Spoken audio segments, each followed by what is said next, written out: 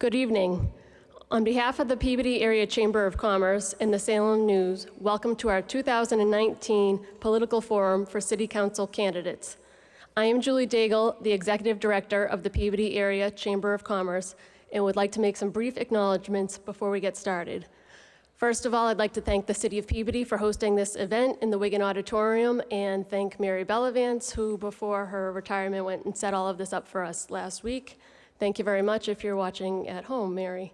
I would also like to acknowledge the Peabody Area Chamber of Commerce Government Advocacy for planning this event. The members of the Government Advocacy include Ed Lemazny, Corey Jackson, Matt Genzali, Randy Holland, Dave Olson, and Brian Vinagro. If anyone would like to get involved with this committee, please let one of the members know. The more the merrier. We would love to see more participation. We're very pleased to see the turnout tonight. Thank you all for coming. Our government advocacy has been trying to find out what our role will be in this next year, and as a new executive director, I've been doing the same thing. So really, hopefully this is a positive experience, and we welcome feedback to other ways you'd like to see us get involved in the future. I would also like to thank Beth Amico on the floor. She is the Peabody Area Chamber of Commerce's office administrator, and she will be doing the timing for us tonight. Probably the toughest job of the night, so thank you, Beth. And I would like to do one plug for the library, who had originally scheduled their Starry Night event for tonight, and they didn't want to take away from this event, so they have postponed it to October 16th. Tickets for the event are $25. You can buy them at any of the libraries or on Eventbrite.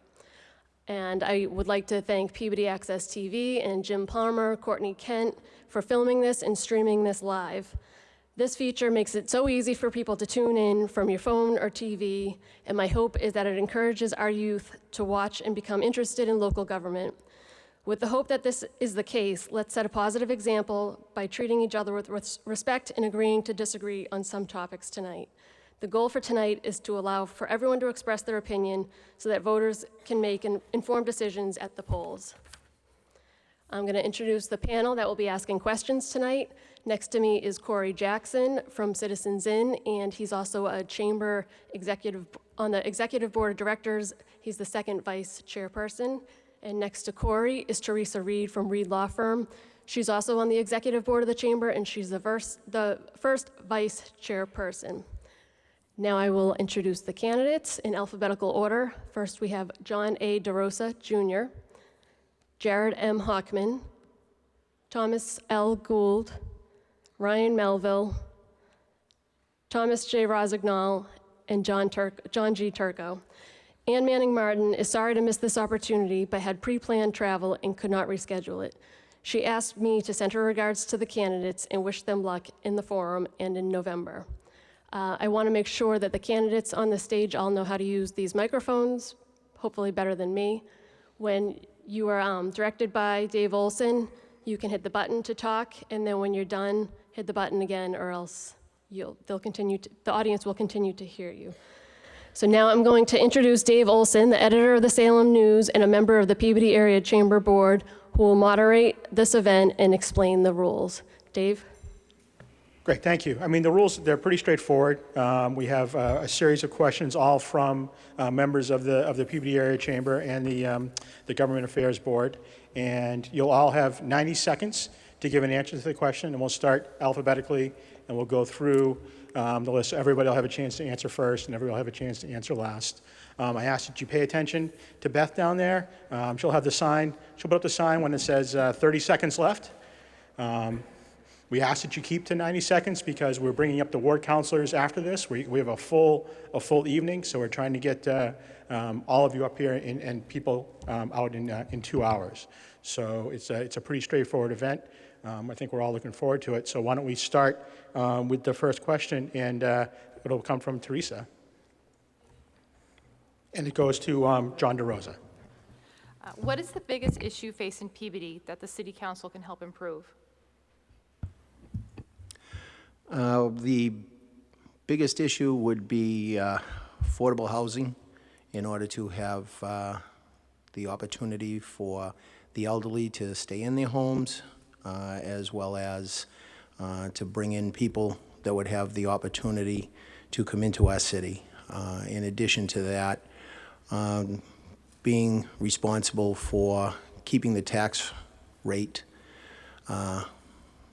low as possible while providing the services that are necessary for providing the services to the city. While there is some things with infrastructure that need to be worked on, I think it's important that we need to be able to provide services, but also housing for people in our community, and to keep our seniors in their homes, where they've been probably for most of their lives, and young families that have children and are going to school, and to be able to afford to live where they are.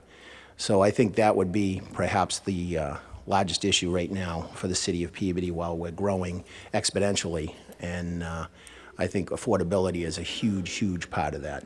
Thank you. Thank you. Tom Gould. Thank you, Dave. Thank you to the Chamber of Commerce Board, and I'd like to acknowledge my colleague, our colleague, Dave Gravel.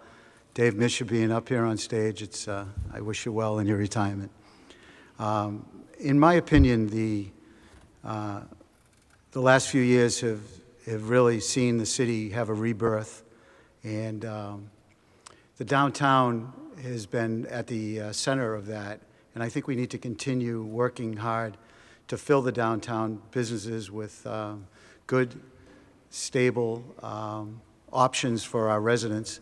Number two, I think we need to keep, as John said, keep the tax rate as close to affordable as possible. It is hard for elders, and I know I have an elderly mother who struggles every day to afford to live in her apartment. So it's something we have to keep in mind about keeping the city affordable. And we need to take a look at our schools. I know we're in the process of looking at Peabody High School and seeing what it would take to build a new one, but in my opinion, those are the 3 or 4 main issues. Thank you. Thank you.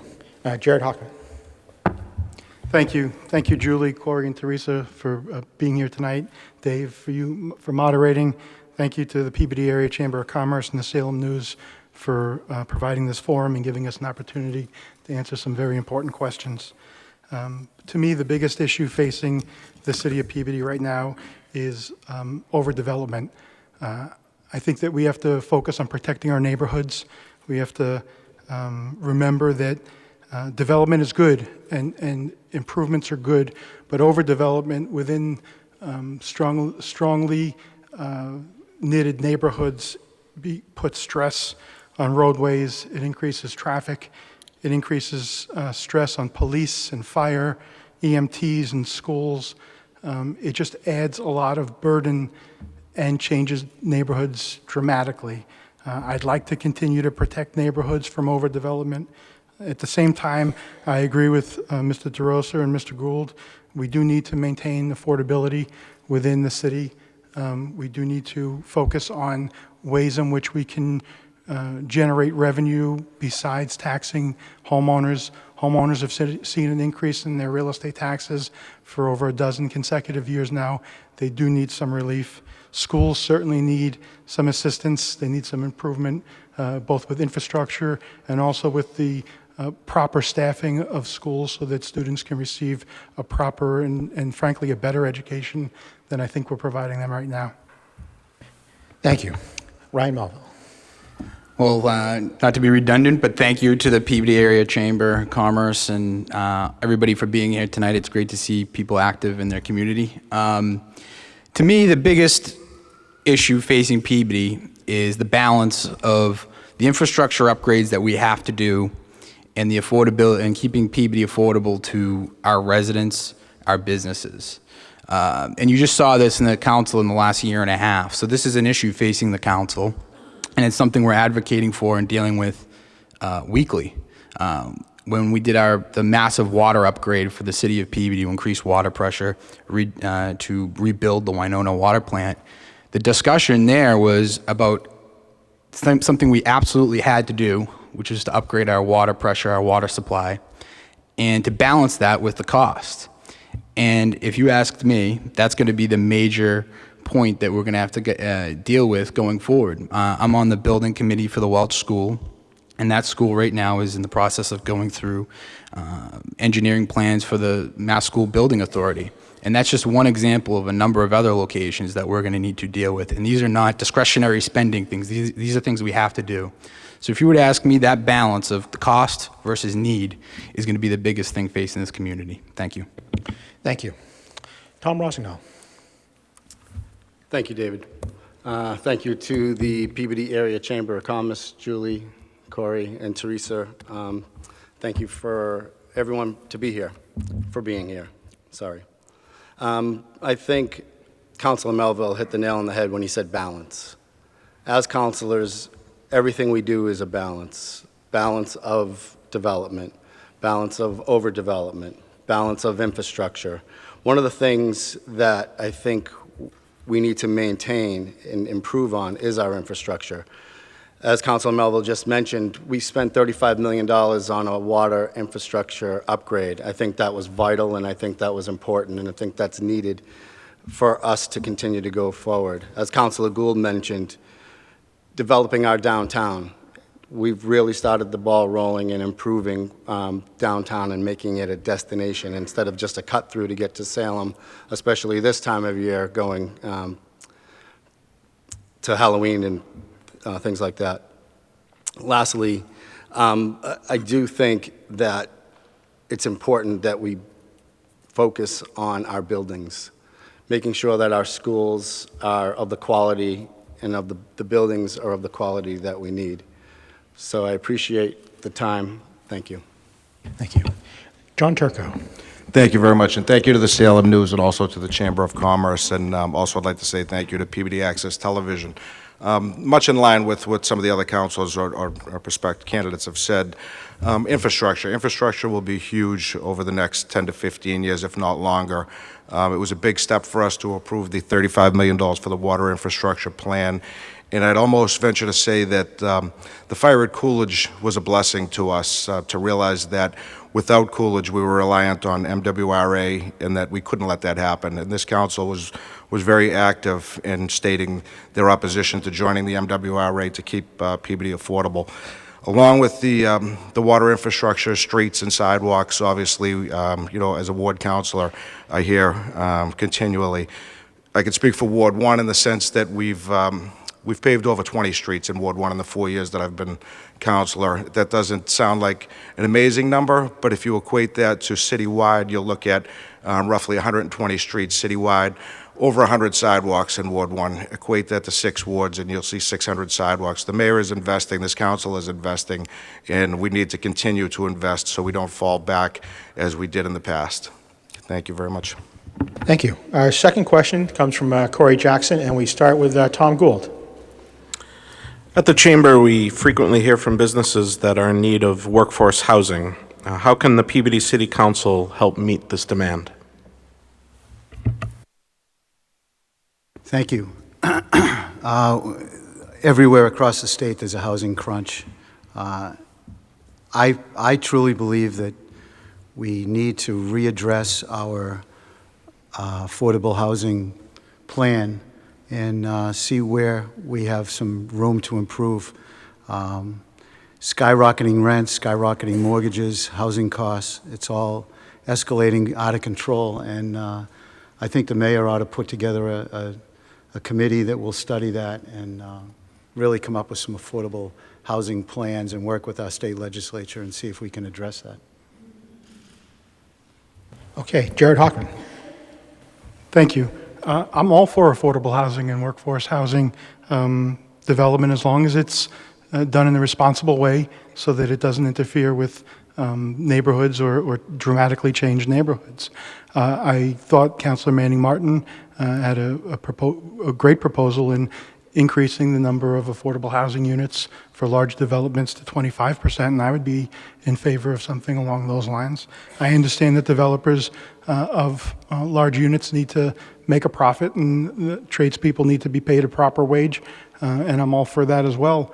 But we do need to recognize that we have students who are coming out of college and graduate school who are unable to afford housing, even with advanced degrees. We have young adults moving back in with their parents because they can't afford an apartment due to the escalation of rent. But we also have some other issues with regard to workforce housing in Peabody, and that's mass transportation. We don't really have too much of a footprint in mass transportation. So people that are moving to Peabody are relying upon automobiles, which adds to the cost of their housing or of living here. I think we need to focus as a city to make it more attractive to young professionals, and one of the ways to do that, in addition to affordable housing, is to increase our footprint in mass transportation. Thank you. Ryan Melville. Thank you. Great question, and one that I'm excited to talk about, because I thought this council took a really proactive step in the last 2 years. And one thing we did the housing overlay throughout the city. And the reason we did that wasn't because we wanted to overpopulate neighborhoods. We identified places where we thought development could occur that would benefit the city. And we set the ground rules so that any developer coming in would know it was being expected of them. And, you know, I'm a commuter into Boston. I commuted into Boston through the train, the commuter rail in Salem. We have a great opportunity in the city of Peabody to be a place where people can live, work, and play. And if you know anything about the real estate market in Massachusetts right now, that's the #1 aspect that people are looking for. They're looking for a place to invest where people can live, have a great quality of life, which we can do here in Peabody, where they can work, get to work, get back to work, or work within the community as an issue for the chamber. And lastly, have an enjoyable, comfortable lifestyle. And one thing after another you see in Peabody where we're building to have a great quality of life for our residents. And I think that's something we can really build on. And I think that housing overlay is something we're going to look back in the future and see that we prevented bad development and encouraged good development. Thank you. Thank you. Tom Rosendahl. Councilman Melville just stole a little bit of my thunder because I think he hit the nail on the head as far as the overlay district. We looked at parcels of land in the city that would be the least detrimental to neighborhoods and try to develop housing. I think the other thing we have to do as a council is also change how we look at housing.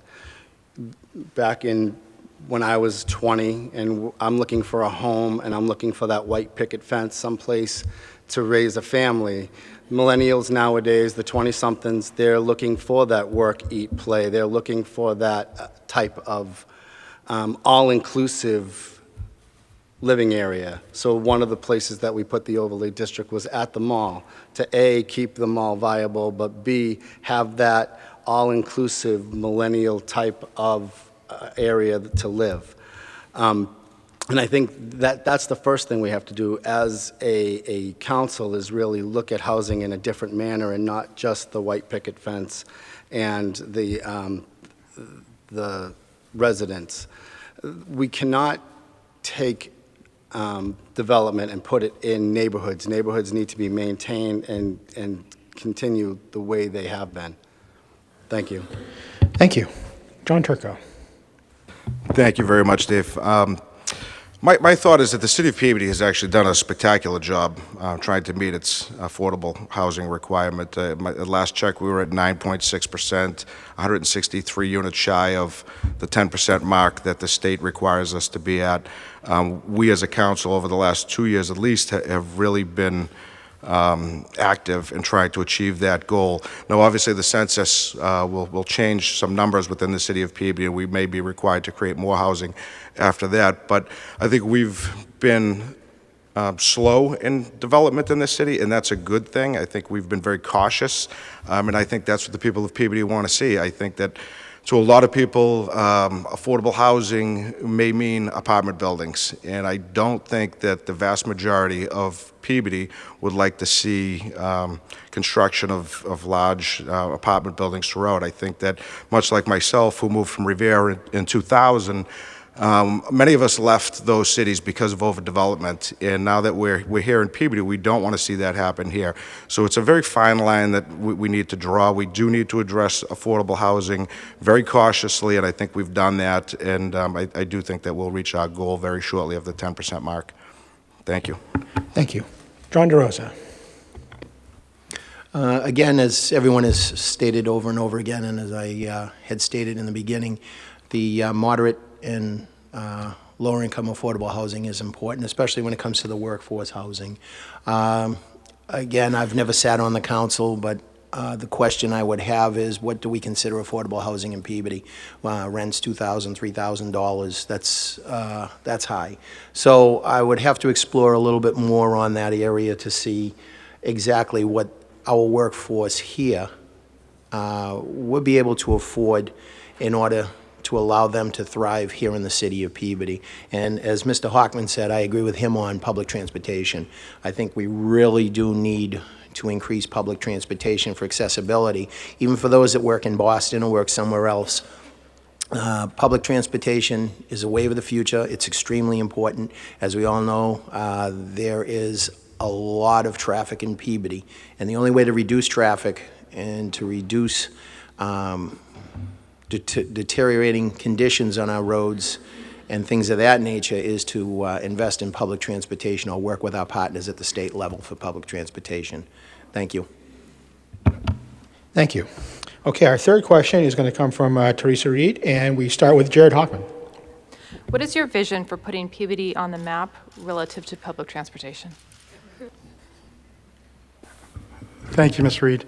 Before I answer the question, I want to acknowledge my family that's here. Christine and Angela, thank you for coming tonight and supporting me, and also the rest of the audience that's out here today for taking time out of your busy schedules for this important event and this important election. We need to link into the Salem commuter rail. We need to increase with some form of public transportation. We need to increase our presence with bus routes in Peabody so that we can transport people without increasing traffic. We have developments that are coming online, housing developments that are coming online, that are only going to increase the traffic that everybody in this city already experiences. We absolutely need to partner with the MBTA and work with the state and the governor towards increasing the number of bus routes that are in Peabody. We need to get less cars on the road so that we as residents of this city can move around.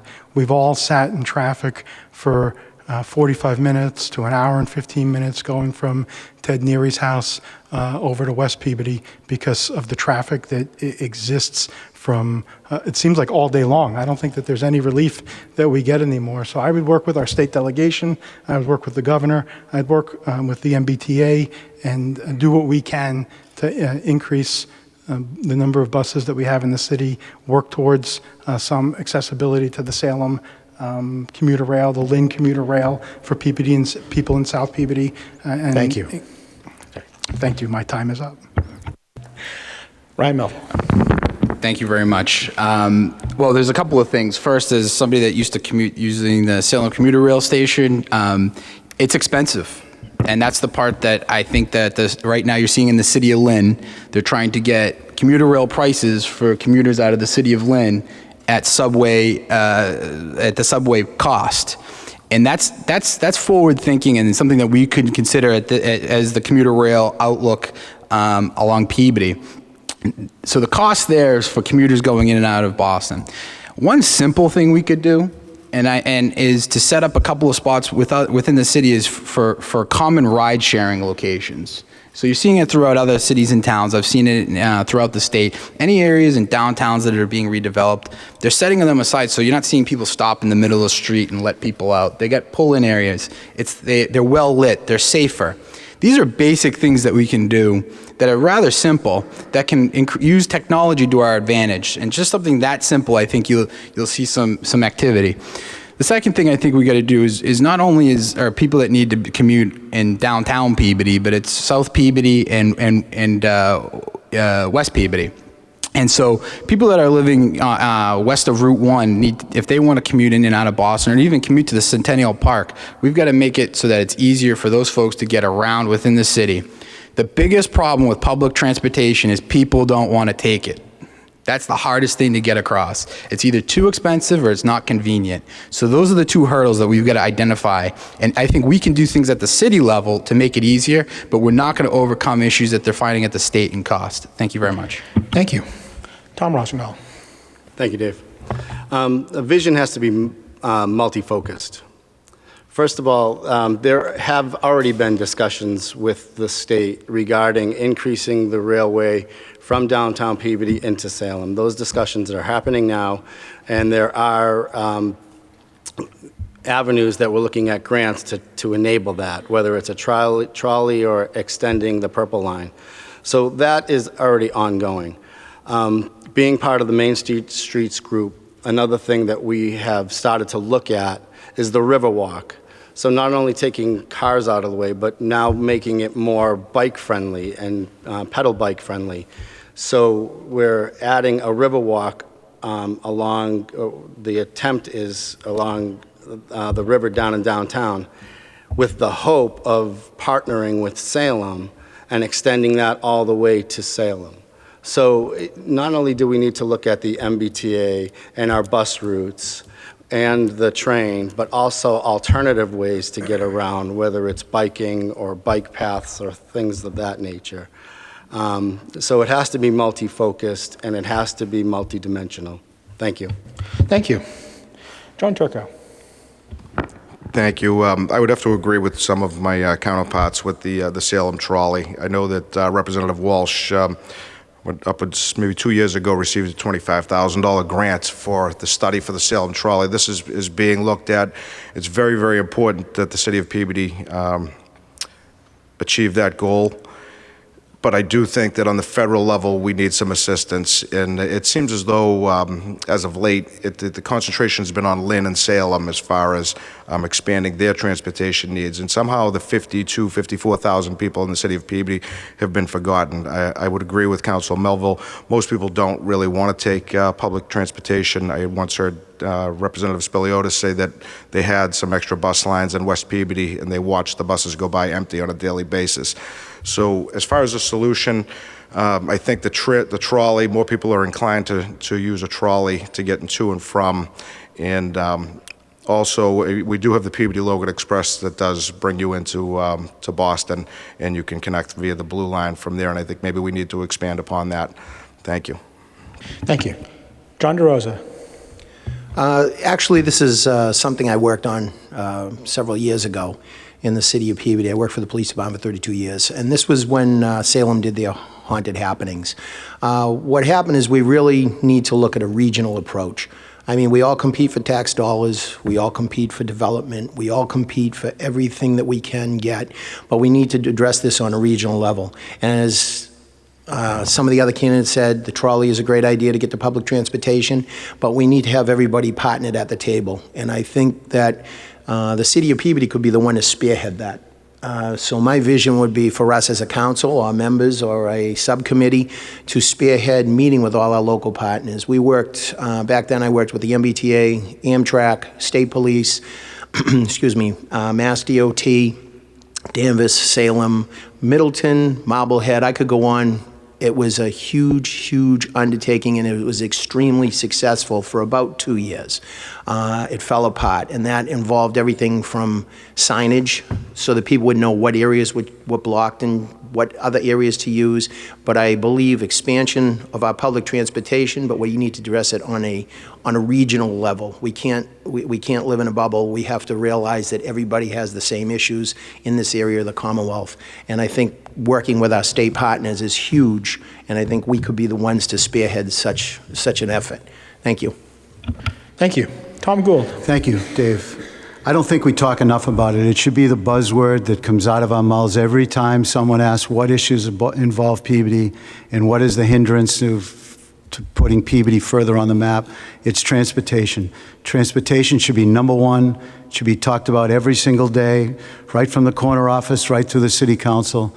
The governor should hear that we need help with transportation. Our state legislatures are working it all the time, but the governor and the mayor should be talking at their level about state transportation and how the governor can help us.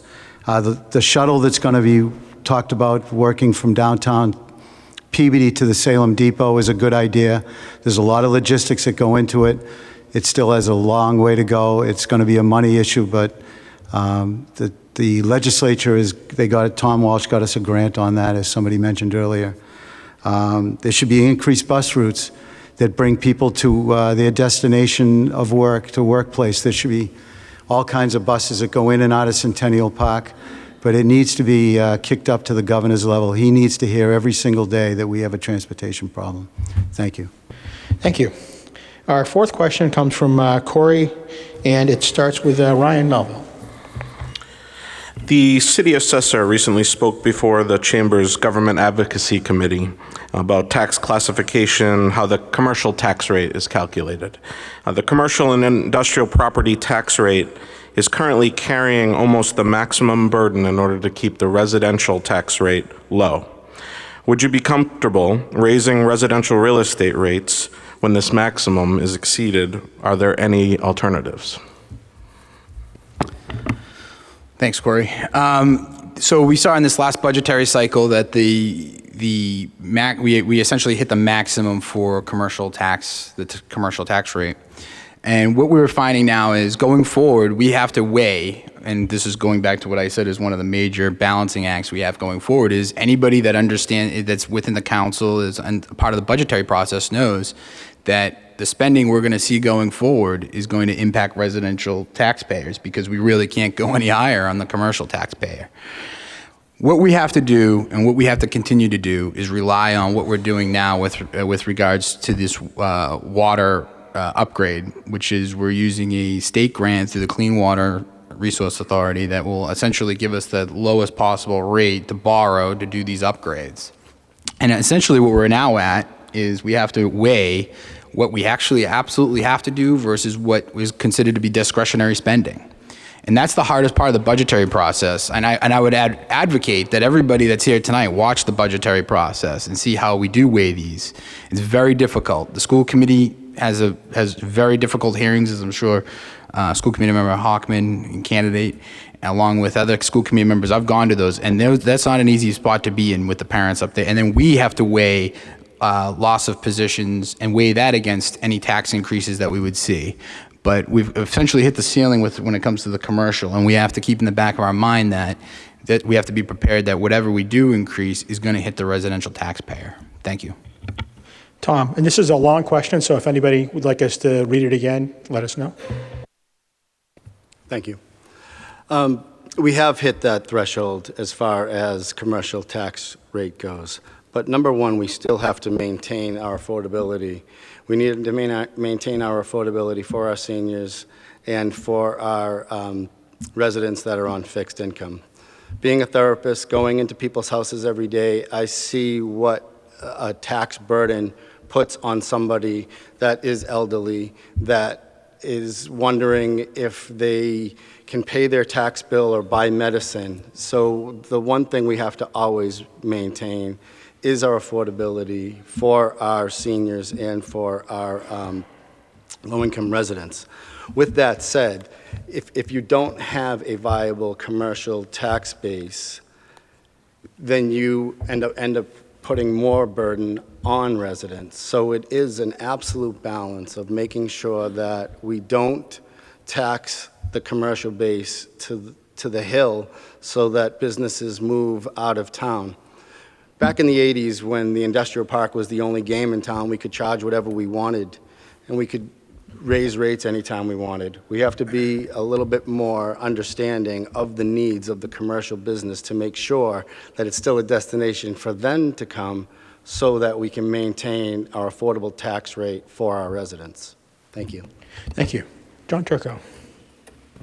Thank you. Yes, we knew this was coming for the last several years. I think Councilor Gravel had pointed that out to us during budgets 3 years ago, that the factor was extremely high and it left us with very little room.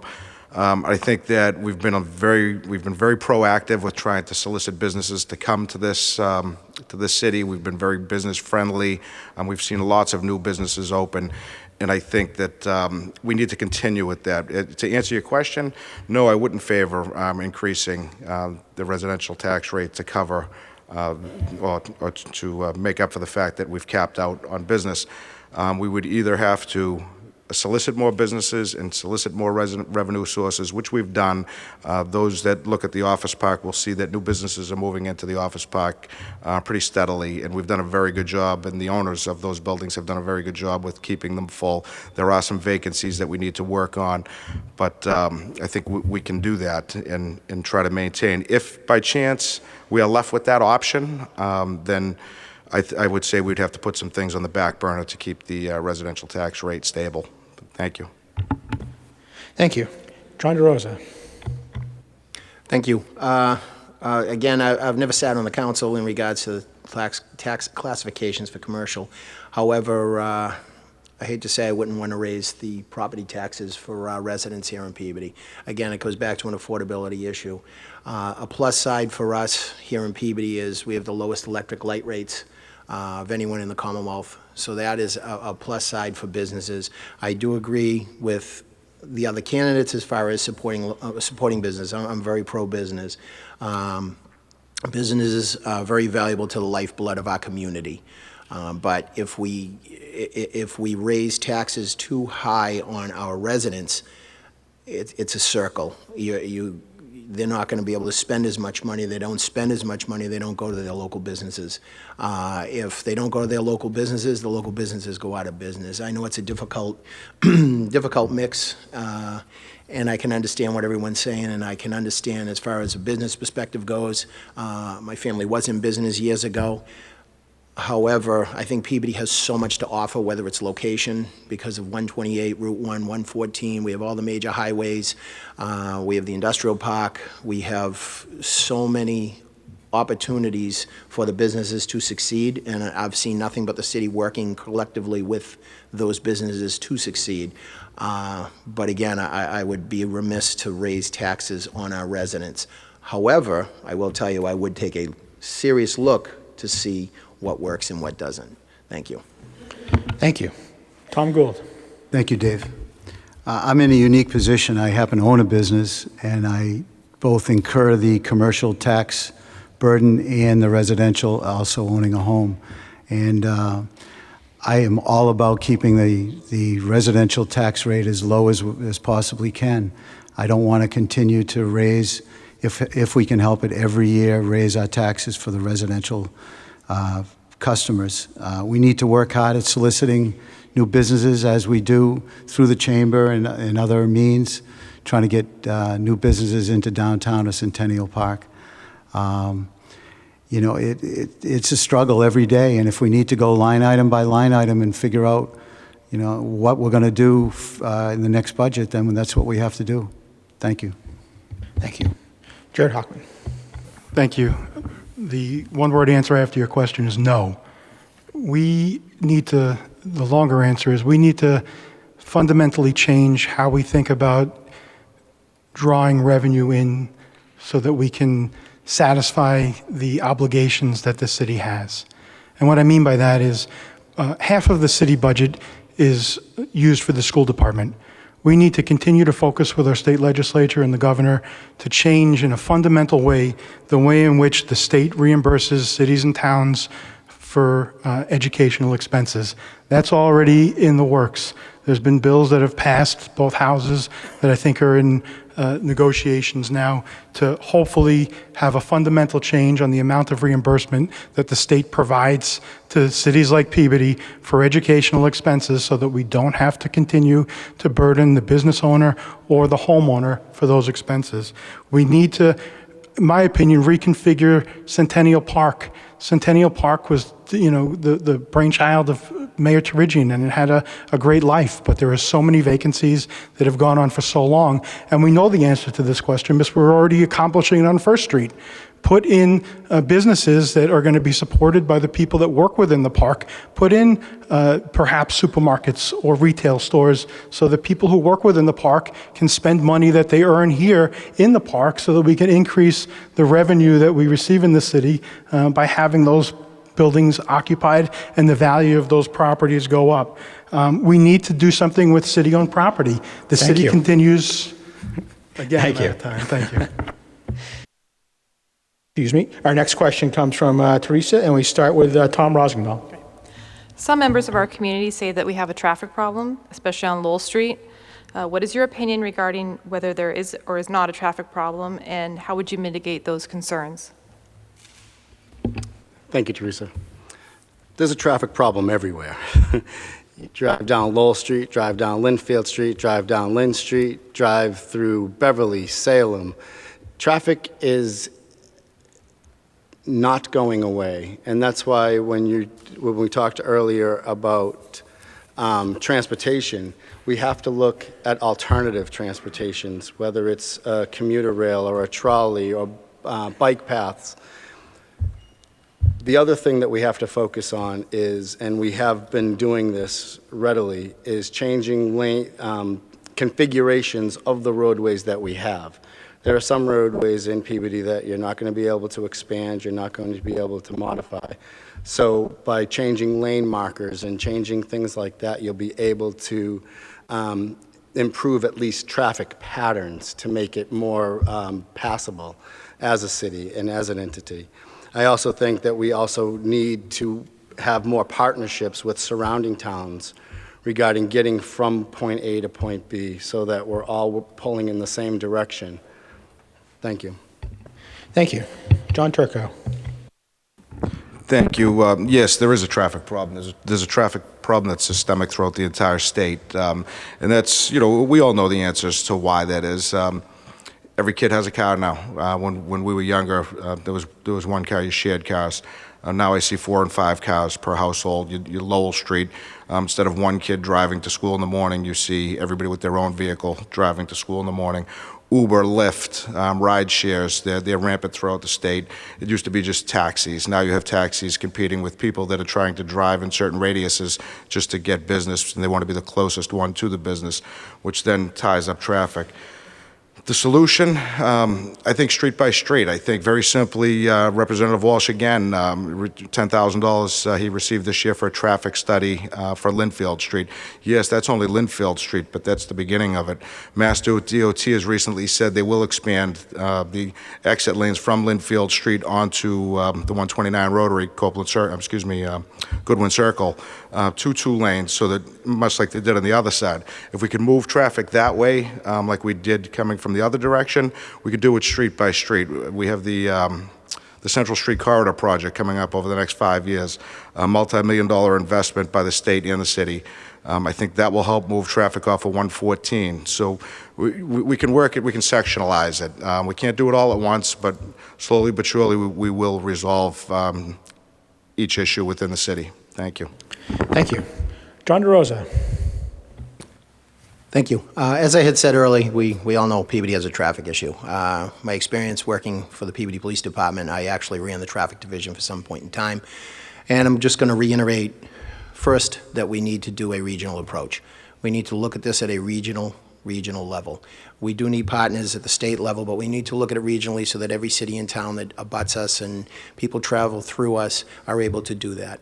Also, with my experience with traffic, I've made a couple of changes. Lowell Street at Endicott Street, the left-hand turn lane that was put in with the signalization. The fire department did the signalization. That was me that spearheaded to create a left-hand turn lane so that you would keep traffic flowing. The idea is we need to keep traffic flowing because, as the other candidate said, traffic's just going to keep increasing. I believe there's some small changes that can be made, such as looking at some roadways, maybe making them a one-way street to get the traffic off of, say, a busy road like Lowell Street or Central Street. There's various things we can look at to change traffic patterns to reduce the impact of traffic that is coming in and out of our city. I also think we really need to talk to the state about the ramps. All the traffic we're mentioning, it's 128 ramp on Lowell Street, 128, 95 coming off on Linfield Street and Lynn Street and Summit Street. The state needs to take responsibility for some of their roadways, and we really need to talk with them about what they can do to help us fix their problem. I don't have the time to explain why they do what they do, but it's an interesting conversation at some point in time. Thank you. Thank you. Tom Gould. Thank you, Dave. Traffic is killing us. I make a living on traffic. The slower it goes by my store, the better off I am. But I would prefer that we didn't have traffic that was at a snail's pace throughout the city.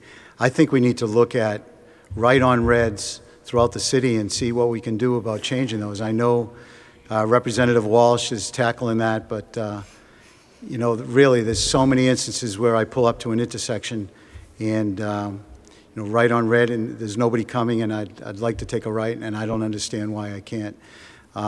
We need to look at it from a regional perspective, as Captain DeRosa said.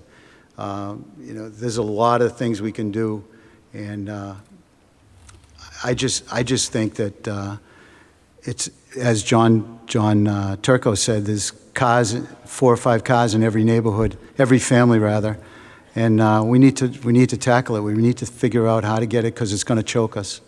Thank you. Thank you. Jared Hawk. Thank you. This issue's been beaten by all my counterparts up here. They're all right.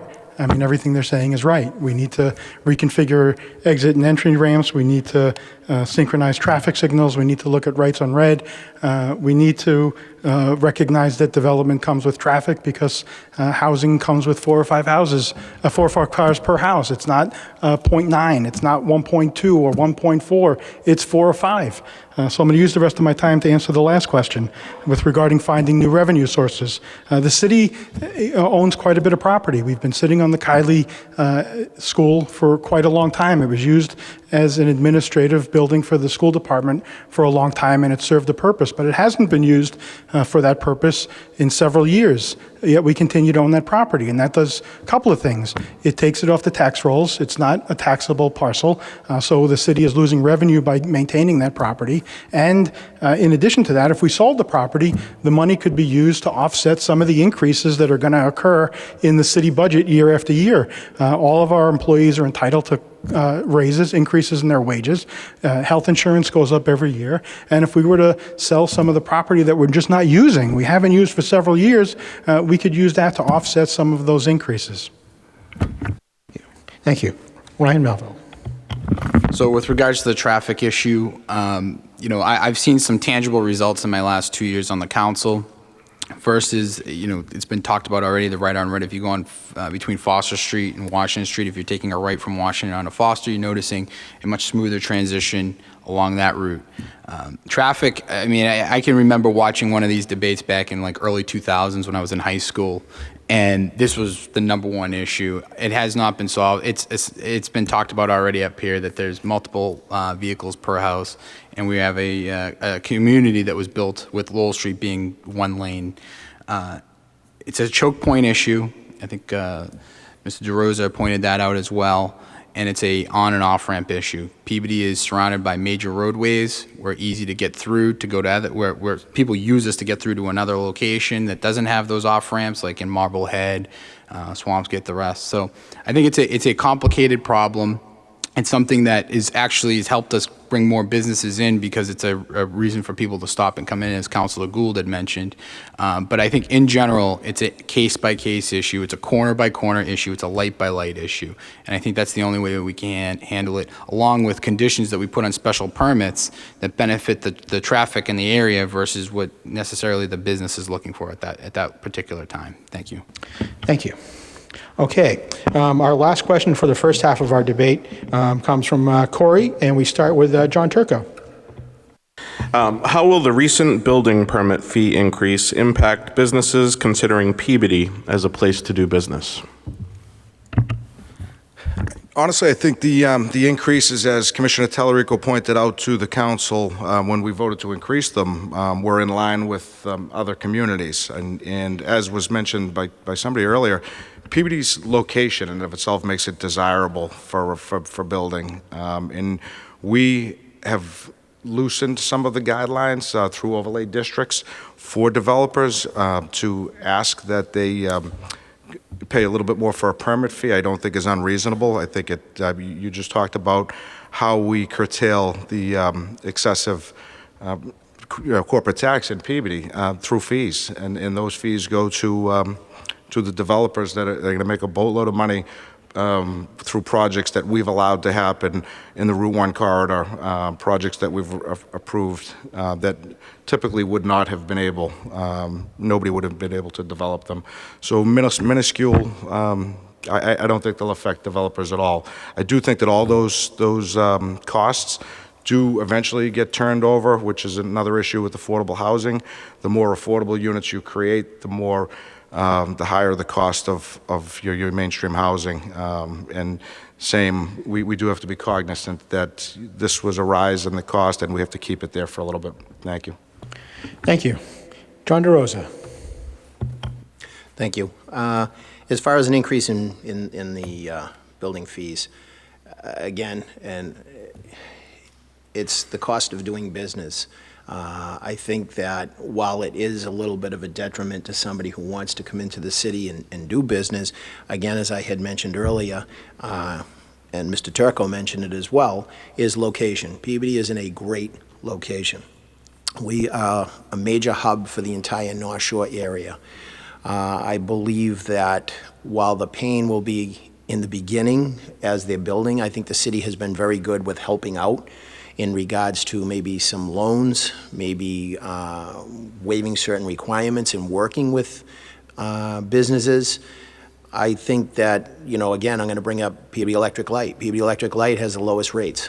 That is a savings in and of itself. So it is a balance, as Mr. Rossignol had said, and as Mr. Melville also, is that it's a balance.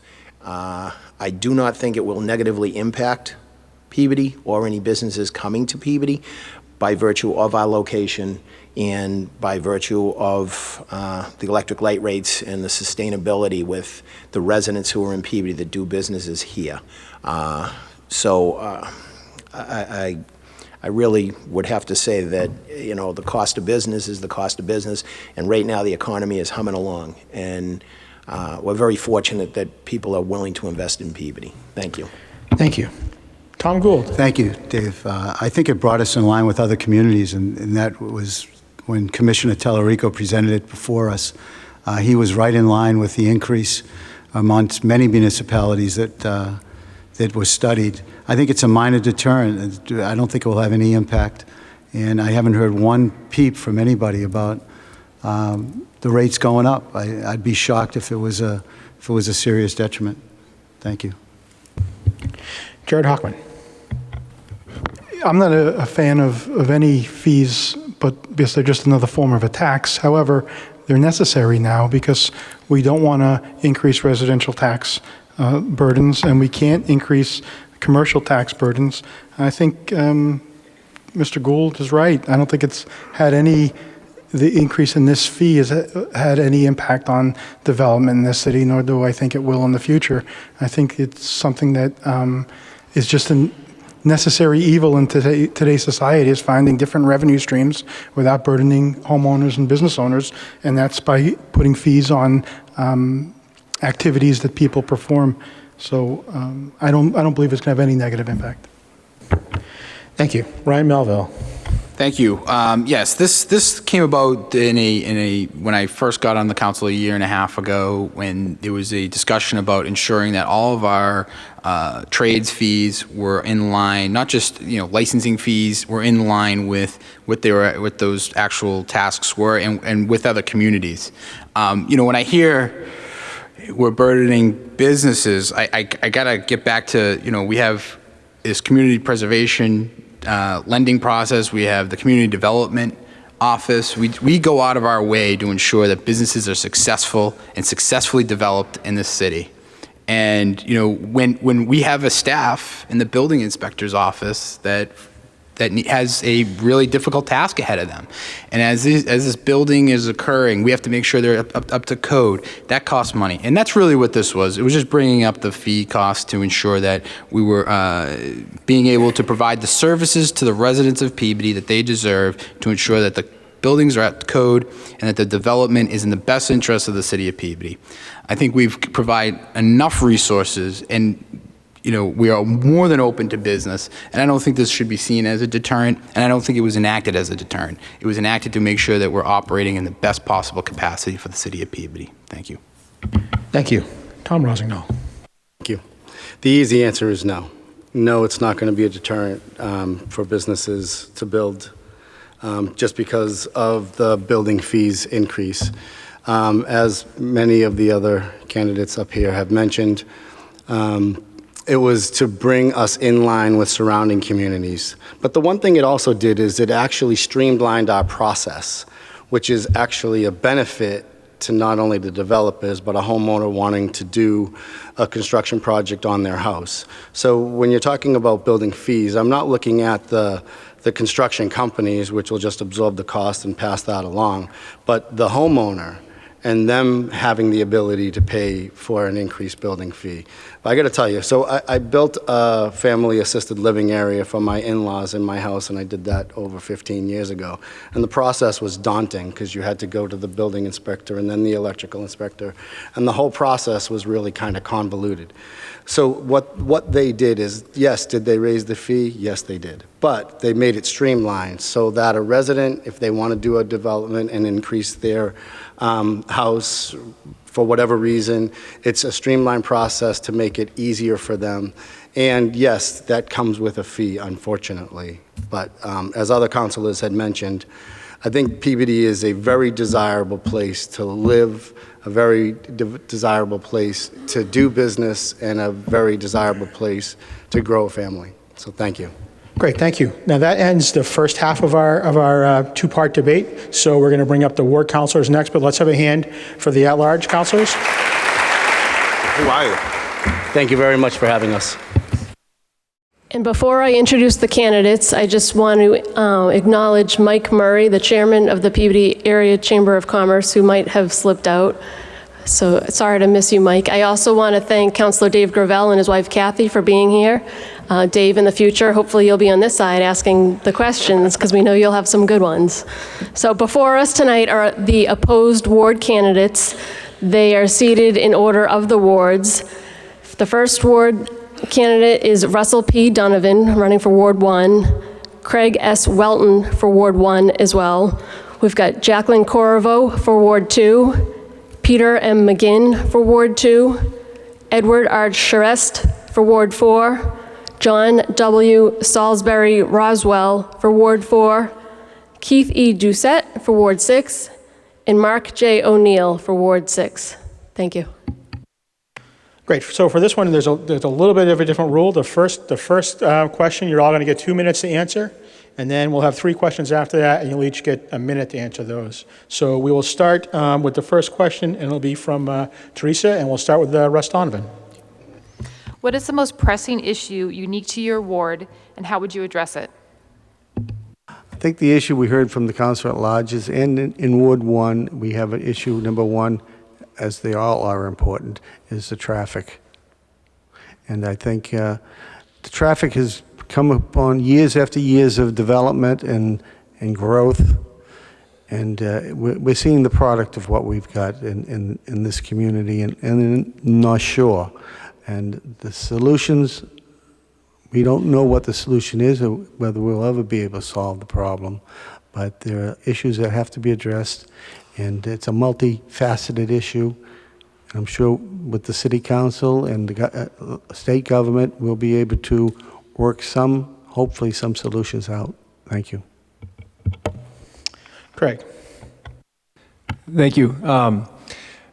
I think the easiest way to address this is the biggest issue that's facing most of our wards, and especially in Ward 1, is to keep the high quality of life available while still maintaining an affordable opportunity to live in Peabody.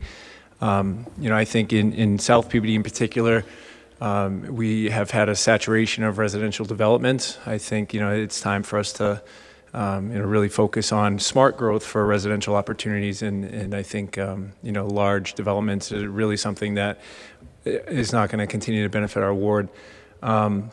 I'm sure we'll get into, taxes and a number of things across the board there, but really what it boils down to is how can we have the amenities that we've all enjoyed and continue to enjoy while maintaining the affordability. I moved to Peabody almost 10 years ago, and a big part of the reason I moved here was because it's affordable and there are wonderful amenities for our community. And I think maintaining that balance is going to allow us to bring in more people like myself and more people that are interested in making their home in Peabody, and I think that's a good thing. That brings in a new perspective, an additional opportunity to grow our city in a smart way. So I think really maintaining that affordability and still keeping Peabody as attractive as possible is really what my focus is going to be if elected ward councilor. Thank you. Jacqueline Corvo. Hi, everyone. Thank you so much for being here tonight. I think Ward 2 has a couple unique issues that we have to keep an eye on. The first being the Rousselot plant. I think we need to make sure that they're making a concerted effort to mitigate the smell coming from it. I know it's a huge quality of life issue. I drove by it today. It does smell. I've met with them twice. I think they are making a good faith effort. They are a part of our community. We need to be mindful that they're here. They do employ over 100 people, but that is a very big issue that Ward 2 is facing right now. The second one I would say is definitely overdevelopment.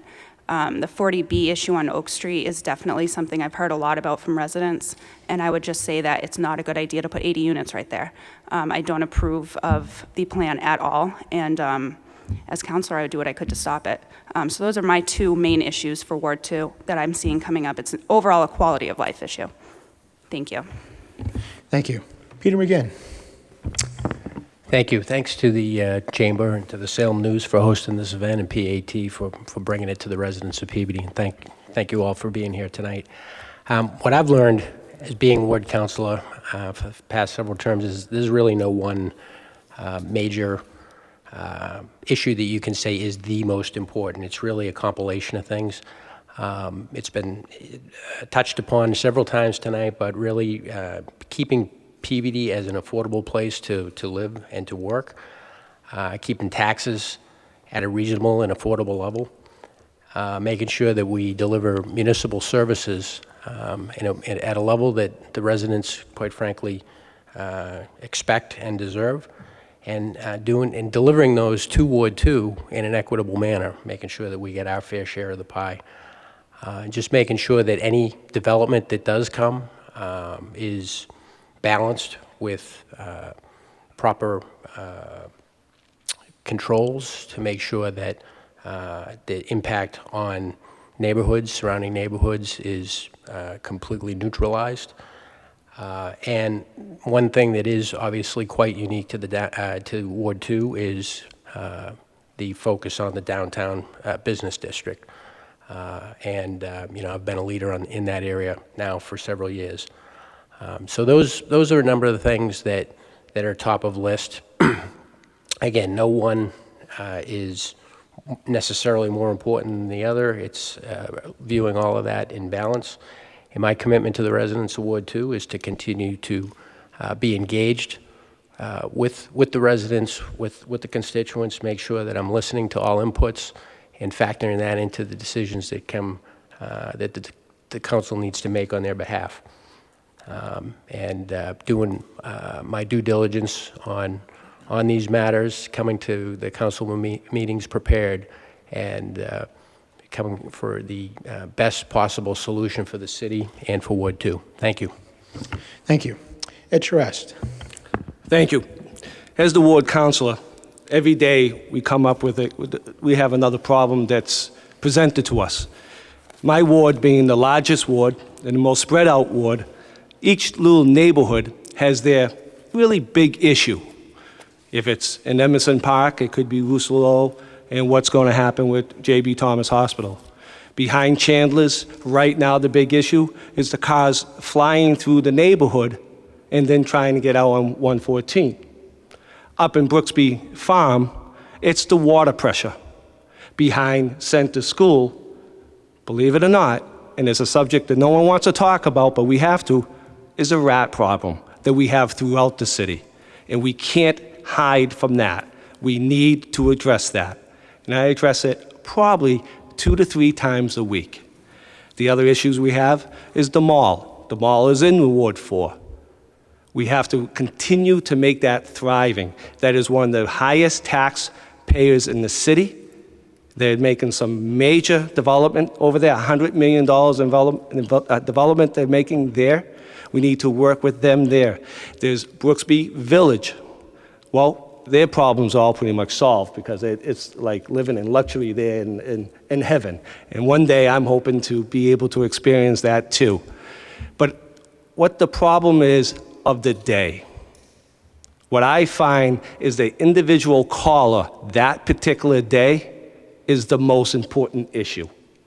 If it was yesterday with the woman with the acorns dropping from her tree, landing on her car in the street, or of the woman who filled up the barrel so much with the acorns that the trash won't pick it up, for me to go down and pick it up and bring it to the DPW, because that's, again, what a ward councilor does. Or just listening and helping to somebody who have an issue with navigating the website because they need to pay their taxes or anything else here. So as a ward councilor, I've experienced all the major issues and then some of the small little issues that may not matter to anybody else, but it does matter to that person right then, and you need to address it. Thank you. Thank you. John Salisbury Roswell. Well, actually, I would have to say that Ward 4 is remarkably similar. All the various neighborhoods really are nice, quiet, kid-friendly neighborhoods. People love the fact that they're kids can walk around, they're residential. We're near commercial activity, but we're not part of it. And I think every single neighborhood has the same kind of problem, which is things like cut-throughs, the traffic being diverted through neighborhoods, overdevelopment. Obviously, we have a huge problem with, for instance, J.B. Thomas. The Brooksby Hill area has commercial activity creeping up the hill. They're very concerned about getting more traffic and truck cut-throughs. It's a problem that really needs foresight. You can't just sit back and wait for things to come to you. That's what happened with J.B. Thomas, and it was a disaster. You can't have developers coming in and saying and determining what your agenda is. Because if you do it, it's going to be 2 years of torture, which we experienced. If you have to look ahead. That's the job of the ward counselor, because people are they have too much going on in their lives to think about everything else that's going on in the ward. We want to keep all of our neighborhoods quiet, residential, and uncrowded. We want to keep the businesses close, but not too close. It really does. The one thing that really prompted me to run for city council is that everybody complains we're not planning ahead. And if anything, that's what I hope to bring to the council, because I'm a scientist. I think ahead 3 and 4 and 5 steps. Certainly, it's been a joy listening to people in the ward, but a lot of the concerns are really the same. So essentially, planning ahead, keeping commercial activity where it is, keeping our neighborhoods safe and quiet. Again, that's the essence of what Ward 4 is. Thank you. Thank you. Keith Doucette. I want to thank everyone for putting this together. PATV, thank you for putting this on public access. Thank you, everybody, for coming. I think there's several issues in Ward 6 that are concerning for me. The most concerning one being the tax increases. We've had some tremendously large tax increases that we're seeing, and my issue is not necessarily with my own tax increase, but my issue is that there is a lot of retired people in Ward 6, and we need to make sure that we're not taxing these seniors out of their homes. These seniors have lived here forever. I've grown up with them. I've talked to them. I talked to them this summer. And I'm hearing over and over again that they're 1 or 2 tax increases away from having to put their house on the market. We need to make sure that we have processes in place, and those processes are easy, so that they can fill out the paperwork and get some things done. Just to try to get Massachusetts benefits for seniors, I had to fill out an 83-page form for my parents so that they can get their benefits. It's so confusing for our seniors right now to be able to do some of those things. We need to make that process easier and make sure that we're not taxing them out of their house, make sure that they have the availability for these programs, and make sure that they can fill them out relatively easy. The secondary issue that I see in the ward is aggregate industries, and making sure that aggregate is standing by the conditions in their permits and doing what they're supposed to be doing. And also, I think we need to make sure that we're doing a better job of informing our residents when things are changing at the quarry, or when the blast may happen on a different day. And we have to make sure that we also inform them and get a robocall out if there's going to be some sort of a suspicious package that might have to be disposed of down there. And then the third, obviously, is development.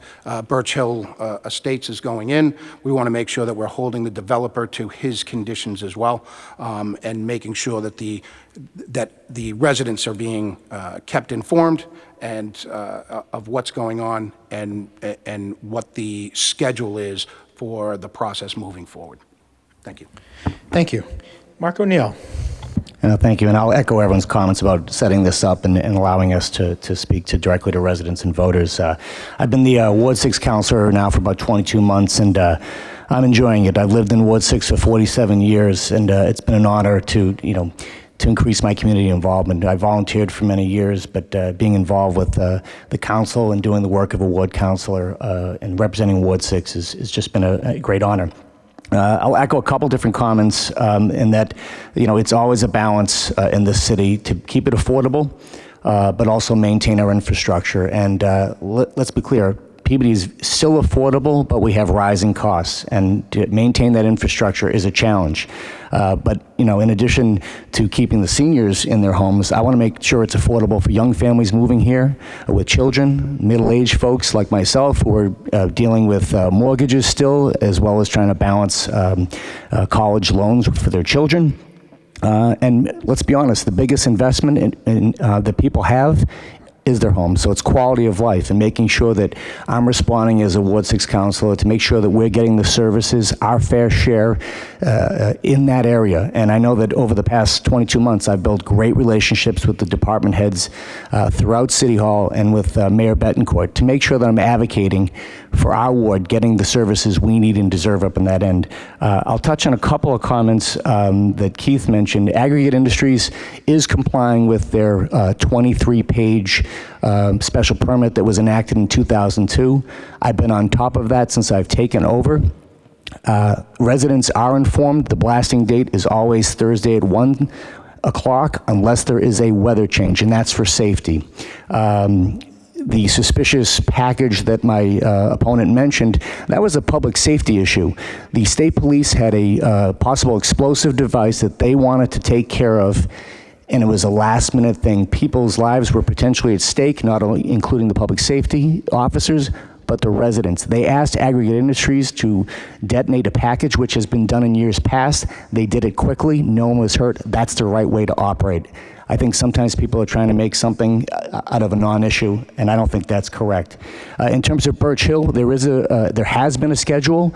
The developer is working towards putting up a model home in the next 3 months, starting to sell those homes. The City of Peabody Engineering Department and Department of Public Service has been on top of that, as I have been. Time. So You're all it's set. a non-issue. Thank you. Thank you. Okay, for our second question, we're going to start with Peter McGinn, and it's going to come from Corey Jackson. The city has always been very proud of having one of the lowest residential personal property tax rates in Essex County. Is this something to be proud of? And please expand on your answer. And you have 1 minute. Yeah, thank you for the question. It is something to be proud of because that's an element of affordability. We're currently at their lowest rate, while at the same time delivering a high level of services to our residents. Nobody wants to deal with a tax increase, and we do everything we possibly can to avoid that, and that is one measure of our effectiveness in maintaining our level of affordability with respect to our neighboring communities. We've done some things in the last budget cycle which will change the dynamic a little bit in terms of creating the water and sewer enterprise. That's something that I pushed for when I first came on the council, and it's now come to fruition. So that's going to shift Some of the, what had been happening was the tax rate had been subsidizing the water and sewer, and now that's going to change so that it puts it into a position of... We'll give everybody 90 seconds for this question, because I think there's a little bit of, give people a little bit of chance to expand. So you have another 30 seconds? Yep, thank you. So that's, that puts the cost to citizens in an area that's more within their span of control. You can't control your assessed value, but you can control your water usage. So I'm a big fan of moving things into more of an activity-based direction, and that was certainly a very positive step that we took under the leadership of the mayor, and the council pushed that through in the last budget cycle. Thank you. Thank you. So Jacqueline Corvo, you have 90 seconds. Thank you. Am I proud of a number? I think you need to give it a little context. Depends who you are. It depends what you're looking for. If you're a senior, low tax rates are great. But you also have to look at stability. If you're a senior, our tax rate hasn't been that great. It's gone up every year for over a decade. I'm not proud of that. I'm not proud of the fact that we've raised it every single cycle. I don't think that's a good thing. I don't think it's a good thing not just for seniors, but for people with children, people who are trying to save for college. Millennials like myself, it can be a struggle to find housing when you're looking to buy. If you're considering a place to live, it's not just the tax rate, it's how the tax rate is approached by the government. And I think that's a more important question, is stability. Thank you. John Salisbury Roswell. Well, yes, of course, the tax rate is a big problem. One of the things that we don't acknowledge enough is that because of the accomplishments of previous administrations, we're actually more at risk for tax increases than any other community. We had a 4% tax increase this year. No other community can do that. And the reason is because we didn't have tax increases before. It's called surplus surplus excise tax levy. It means that every administration, every successive administration has to be much, much more careful about spending because the temptation is much, much greater in a Peabody administration to raise taxes. I'd also like to address a little bit of a problem nobody seems to have addressed. One of the reasons the commercial tax rate is so high is actually that, and I'm a numbers guy, I'm a scientist, it's that commercial properties really haven't gone up in value.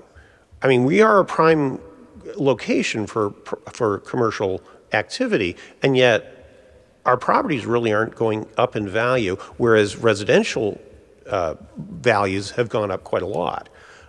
So what we have to do is maybe induce higher, I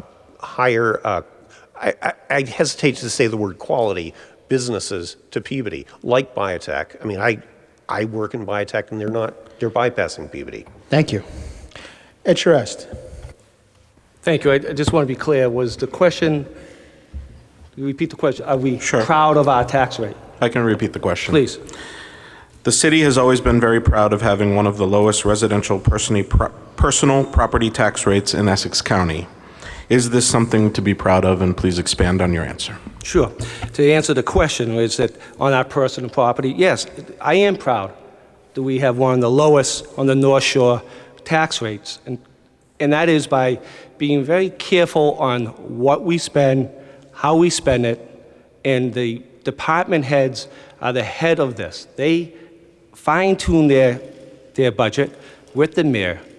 So are we proud that we have low taxes, the lowest of the North Shore? Certainly. Have they gone up each and every year? Absolutely. Everything has gone up. If it's your wages, the water, gas, what have you, has gone up. But I believe the tax rate that we're comfortable with in the city, that is the lowest again on the North Shore, we should be proud of that. But we need help with the residents to keep it that way. We need help with them to keep in front of their houses clean. We need them not to throw things out the door. That all requires, out the window when you drive it, that all requires services. If we can help, residents can help where they can, and helping with the services, we can continue to keep our tax rate one of the lowest in the North Shore. But we do need your help. Thank you. Thank you. Mark O'Neill. Thank you. I touched on it a little bit before, but certainly, affordability is always a challenge in a city. But, as Councilor Charest said, Peabody maintains one of the lowest tax rates currently, and it's extremely desirable. Real estate market is very hot. A lot of folks want to move into Peabody. But I think part of it, too, is quality of life on the balance versus, overall taxes and expenses. And I think that with the number of parks we have, services, especially in Ward 6, we have the beautification of Crystal Lake. And certainly, we have a lot of challenges as a city. If any homeowner knows if they do nothing new to their house, they have to keep the repairs up on their house. So there's always a desire and a need to improve things. And I know that the city's doing a pretty good job given the low tax rate and affordability that we have.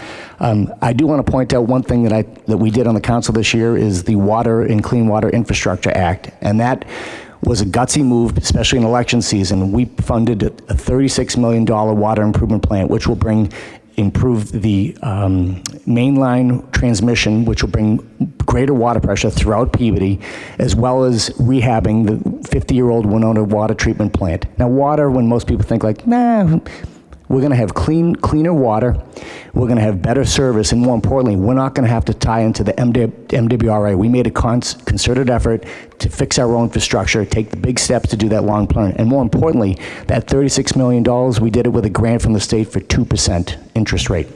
That's leadership. Thank you. Keith Doucette.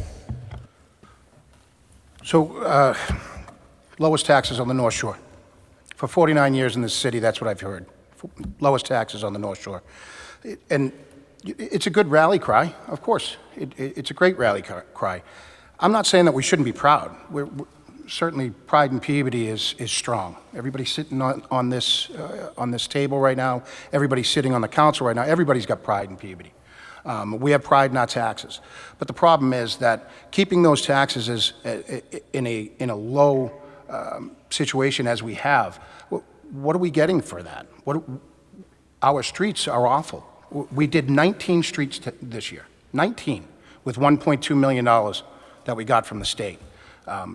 19 streets, 3 in Ward 6. For me, I always look at it as, again, looking at the seniors and trying to get the seniors some tax breaks. And then I'm all for paying my fair share, so that we can get the services that we need, we can get some sidewalks fixed, we can get the streets fixed, we can get the trees trimmed, we can do all the different things that we need to do. Everybody's talking about quality of life. Well, those things are quality of life as well. Fixing our streets, fixing our sidewalks, and also concentrating on our schools and getting the level 3 up from our high school. We need tax money to do that. I understand Crystal Lake's beautiful. That was a lot of grant money right there. So to throw the taxes in that, I don't think that's necessarily fair. Thank you. Craig Welton. Thank you.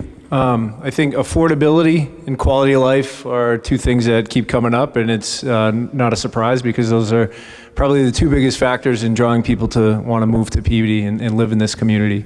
I think in order to look at the taxes and the taxes going up, and to have pride in the fact that we're the lowest tax rate in the North Shore for residents, that's great, and there is a lot of pride in that, but there's only pride if you have good services and a good quality of life. If our schools are terrible, if our roads are crumbling, and we have the lowest tax rates in the North Shore, who cares, right? Because we're not getting the services that we need, and we're not getting the quality of life that we all want and deserve.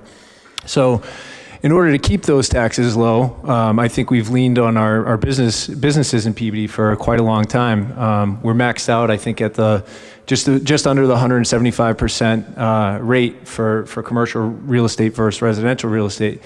And to go any further, I mean, we really can't. So we need to be looking at innovative ways to bring more revenue in, bring more businesses into Peabody, and work with the state legislature, find some more local aid, find some grant opportunities to work on the projects that we all want so much and care for so much if we're not willing to look at the tax issue.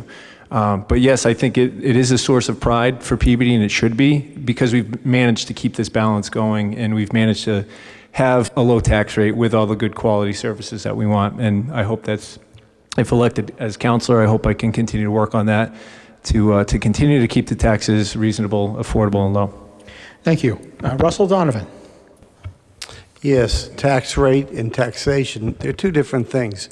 For those people who say we lowest tax rate, it's not the tax rate, it's the ultimate taxes. It's the assessment of properties.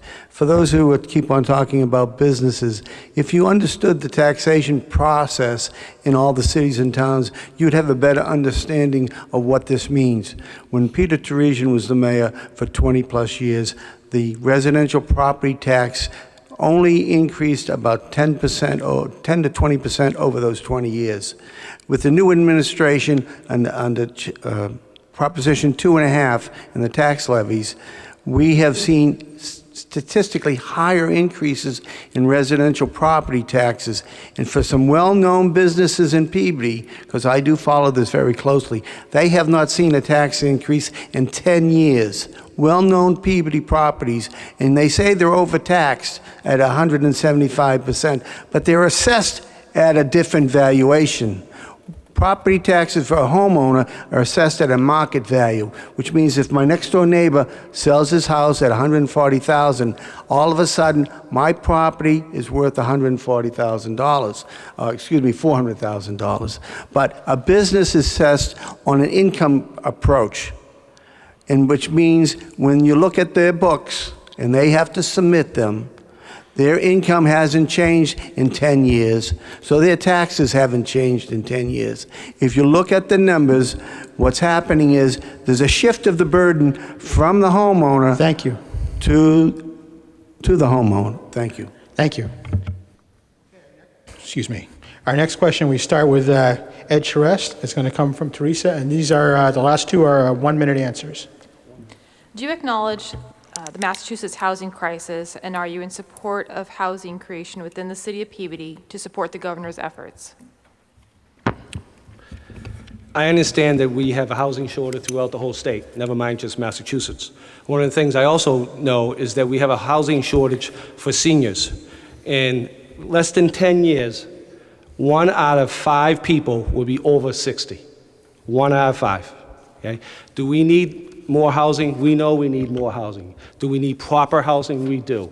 Do we need housing that doesn't put an impact on our community, that raises the taxes, and that we can utilize that growth in a smart way, getting them closer to downtown where they can participate in the merchants downtown and also the commercial businesses throughout?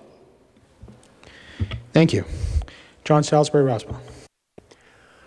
There's probably a need for some housing, but to tell you the truth, most of Peabody, they don't really want huge impacts. That obviously, what's been proposed is often really awful. I think we could, for instance, do housing at the mall. Mall economics are changing. I don't think we should be reducing the affordable housing set aside, because the economics of their building is not the same. They're basically building housing to get customers. So the impacts of set-asides is not anywhere near as much as it is for a regular project. So I do think we probably could use a different mix of housing, but do we really want to destroy our neighborhoods in the process, like was proposed? No. Thank you. Keith Doucette. I agree that we need more housing in the city. I agree that a great location for it would be up at the mall area, and the overlay was a very good thing to do. You know, the issue is, though, you know, we keep talking about raising the affordable housing 20, 25% or whatever it is.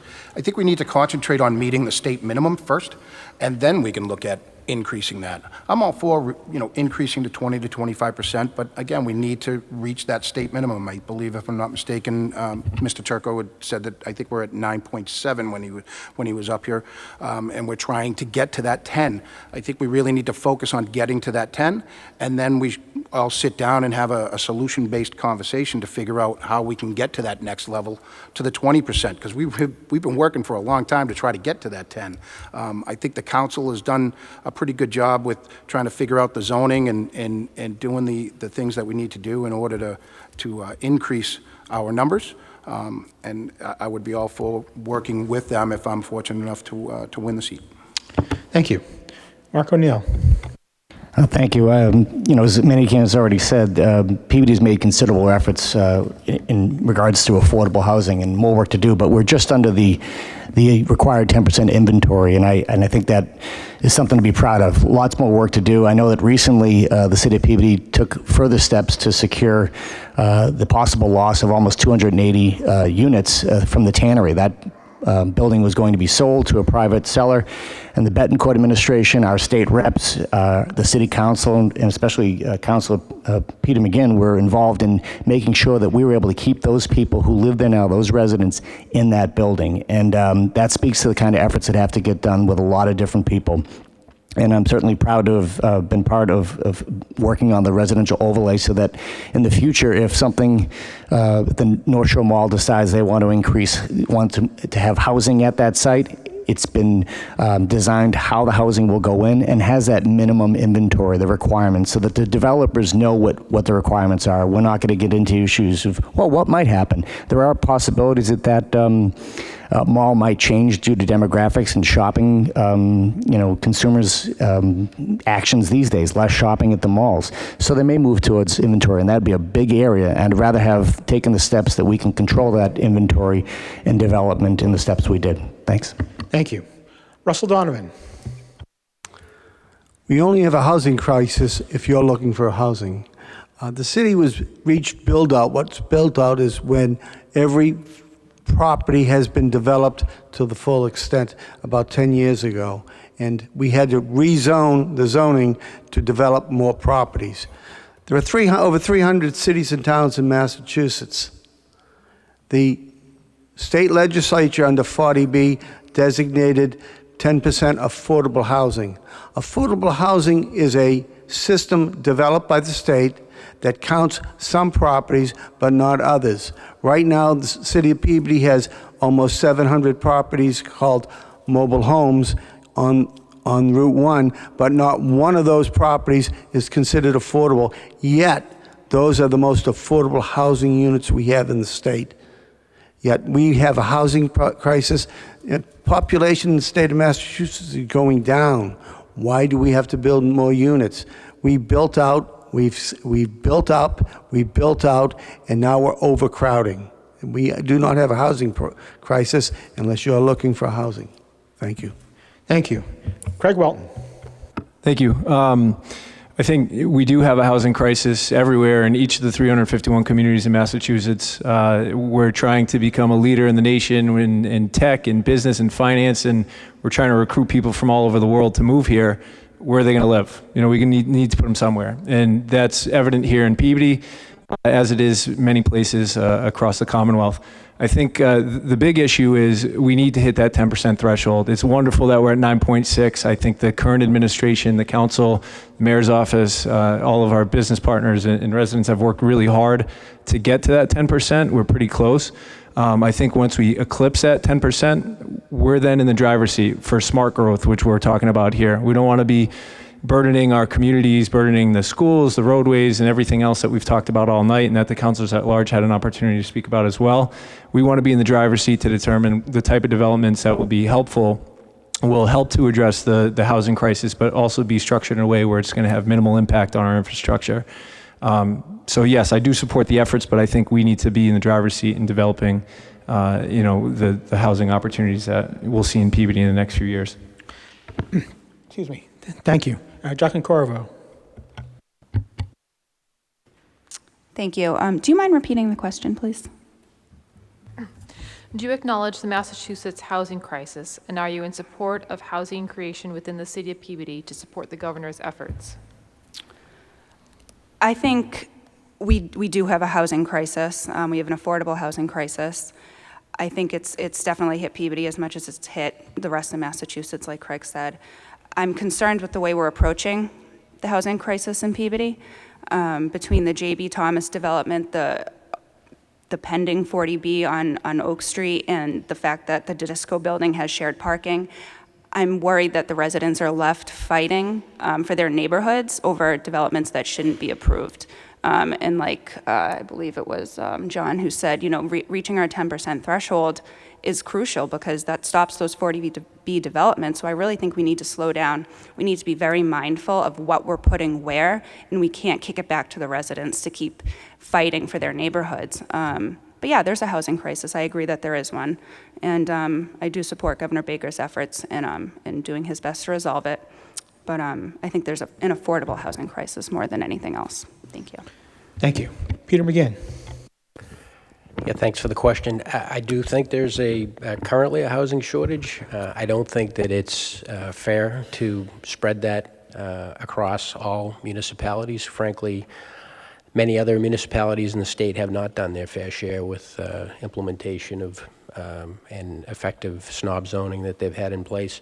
Peabody has done a tremendous job over the years and really has embraced the whole concept of not only housing production but affordable housing. We adopted inclusionary zoning in 2008. We've got 45 group homes in Peabody. There's nearly 500 FALAs, family assisted living units in Peabody. A large percentage of the mobile homes up that were referred to earlier, or I should say up at the mobile home parks, are rent controlled. Peabody was the first to adopt that. The Housing Authority manages 505 units of housing. The CPA, which sets aside funding for affordable housing, was adopted in 2001 by the voters. And we have multiple by right multifamily zoning districts in the city. Some cities don't have any. So we have done a tremendous amount over the years, and the most recent examples has been alluded to, the adoption of the residential overlay district, which is going to allow for the development of some housing in areas where that was not permitted previously. So that's a new addition to zoning that is in part to address this shortage that we're faced with right now. And as was mentioned by for the saving of the 284 units of affordable housing in the Tannery 1. Time's that up. avoided us backslipping against our 10% goal. That was critical, and as was mentioned, I was a leader on that effort. Okay, our last question, and it comes from Corey, and we start with Mark O'Neill. Okay. How do you feel city councilors should interact with constituents on social media? I guess as a ward council for the past 22 months, our information's on the website, phone number, email, and certainly my mailing address. Some people do like to send, anonymous mail. Hardest thing about a ward council is making sure you're accessible, and it takes all different types. People like to have interactions, personal. I went out to 2 people today. They wanted to meet their residents and explain their problem face to face. I do have a Facebook page where I, give announcements that I think residents should be aware of going on in the city. My personal opinion, I think social media is a good tool. My concern as a ward councilor is a couple different things, or as a city councilor, is that topics could come up on social media that we may be looking at in an upcoming meeting, a hearing, or just a topic that's in litigation. And for me to comment on it, and if there are other councilors, we could be in violation of an open meeting law, and that's a dangerous precedent. And I guess from a personal perspective, I get worried about some of the tough talk that goes on social media. A topic starts up and people are, dialoguing, conversing, and it becomes a mud fight, and this is my perspective. I like to try to be reasonable people. My business background, I try to work with others, disagree without being disagreeable. And I can tell you, just looking at some of the groups sites that are out there, and I know Keith is proud of his site, and there's some good things on that, but the dialogue that he's had with some of these constituents and residents, the fighting, I can tell you this. Thank you. I'm going to fight for Ward 6. I'm not going to fight with the residents. Thank you. Keith Doucette. Well, I think everybody knows. I'm all for interaction on social media, whether it be Facebook groups, whether it be Moving Peabody Forward, which is a group that I clearly created almost 2 years ago now. We got 7,500 members, most of those members with a connection to Peabody. I'm all for social media. I'm all for being accessible to the constituents in any way that they want us to be. Okay, so if they want to reach out to me on Facebook, I'm going to reach out to them. If they want to reach out to me by telephone, by snail mail, by Twitter, by Instagram, I'm going to be accessible at all different avenues. I think there is a check and balance that can be in place for elected officials for interaction on these social media groups that we have and that we have set up. You know, what we don't need is we don't need the politicians starting their own and putting the other groups down or putting members of the other groups down. That's an ongoing process going on right now. The groups were started to inform the voters, to inform the residents, and they were also started to protect the politicians in some way. But some politicians have decided to go 100% full force and use the groups, and others haven't. And you know, with that, again, I'm all for the checks and balances that need to be put into place on the groups, but I think that we need to answer the people's questions on social media whichever way that they want. Thank you. Craig Welton. Thank you. I think the purpose for social media from an elected official standpoint is really should focus on providing information. I don't see it as a method of back and forth or, you know, communicating with a constituent. Personally, my preference is over the phone, in person. I understand that the efficiency of social media allows you to get information to a lot of people very quickly. And I think that's an entirely appropriate use of social media, dissemination of information in your ward. However, I don't think it's the correct medium to have an ongoing conversation or share your personal views back and forth. As an elected official, it's your responsibility to hear what the people have to say and provide them with the information that will be helpful in their decision making. But I don't think an open Facebook thread is really where you need to be going back and forth about policies or personal opinions, because the misinformation that is potentially on there, if it's coming from an elected official, there could be confusion of whether it is a policy or if it's a personal opinion, and I think that in itself is a danger to our constituents. So I'm more of a cell phone and in-person kind of guy, but you know, I'd be happy to post information as needed through Facebook or any social media for that matter. Thank you. Russell Donovan. Could you repeat the question? Sure. How do you feel city councilors should interact with constituents on social media?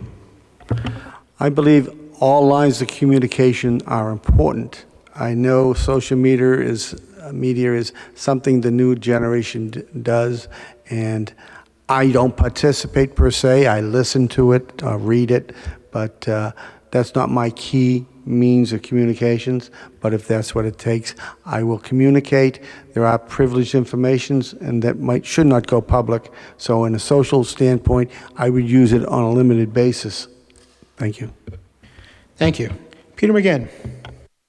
Yeah, thanks for the question.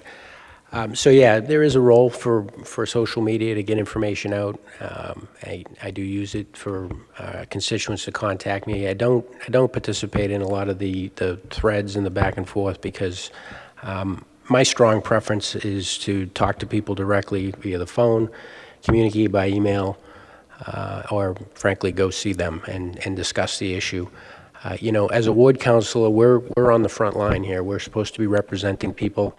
And I like to try to get as close to the constituents as you can. And I feel that sometimes the social media actually creates a separation. And so for those reasons, it's just my stronger preference to personally communicate via more traditional methods, again, via the phone, in person, and where necessary by email. Thank you.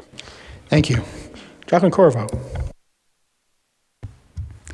Thank you for the question. I think I'm the only millennial up here who was born before the last generation who wasn't born with a cell phone in their hand. Facebook came out when I was in high school, and it's difficult to picture a world without social media as someone in her late 20s. I don't think it's up to anyone to tell someone else what's appropriate or how to use social media.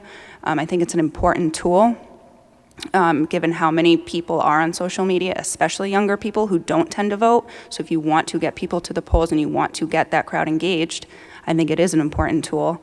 I've used it myself during the campaign to share what I've learned from the Russolo plant, to share what I've learned about the ongoing 40B project. I get a lot of positive feedback. People do read social media, but I also share it when I go door to door. So any avenue I think is appropriate to inform as many people as possible. But I do believe as an elected official, not me personally, but as elected officials should behave, you know, you should maintain a respectable decorum on social media as an elected person. But I do think social media is very, very important. Thank you. John, Salisbury Roswell. Actually, I think social media is a great tool. You're talking about open meeting laws. The purpose of open meeting laws is that everybody sees what an elected official is saying. And not only that everybody sees it, but everybody sees it at the same time. Politicians have a tendency to tell one thing to one person and another thing to another person. Social media, if you can't say what you mean, state your opinion, and have it recorded, then you probably shouldn't be a city councilor. I love it. I think that I conduct myself well because I think if you do conduct yourself well on social media, you probably conduct yourself well on other media and in council, and you treat people the same across boundaries. I think that it was invaluable to getting correct information out, for instance, about J.B. Thomas. There's a lot of community activism, which I think is great. You couldn't have done it without everybody being on the same page, and that is actually what social media is all about. If you get involved in the stupid back and forth, then probably that says something about you. If you start insulting people on social media, that probably says something about you. If you don't, that also says something about you. And I think it's basically just another way to get an accountable message to the voters, and I think it's a great asset. Thank you. Ed Charest. Thank you. Social media. Yeah, it's a great tool to get information out. Great tool to get correct information out. It's a great tool to show pictures of your puppy and your grandchildren and the great streets in the city, a new development throughout the city, all the happy, positive things that go on in the city. But unfortunately, that doesn't happen all the time. And my view of social media, it should be used correctly. Now I'm going to tell you what the state view of social media for politicians, elected officials, and board members is not to use it to share information, because some social medias are private blogs. And if you belong to a private blog, limited people can see that. If multiple counselors actually comment on one statement, you are now in violation of the open meeting law. There was a meeting here to tell us about exactly what we should be doing and how we should be conducting ourselves. So as politicians, yes, it's great to get information out and the positive things that happen in Peabody. But I'll tell you one thing, as a victim of social media, after a meeting that I was representing a constituent, the social media was put out that I should be found tarred and feathered. I'm an elected official, but somebody wants to put out that I should be tarred and feathered for representing a constituent, and explain that to my family, my friends, and family throughout the state and the country. Thank you. All right, well, that's an interesting way to end. That was our last question. Let's give these guys a round of applause, please.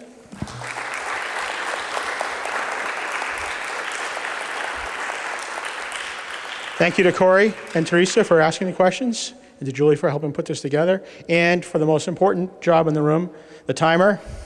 Thank you for keeping us on track. Thank you, Peabody Access Television, and none of this means anything if you don't vote. November 5th, let's do it. Thank you.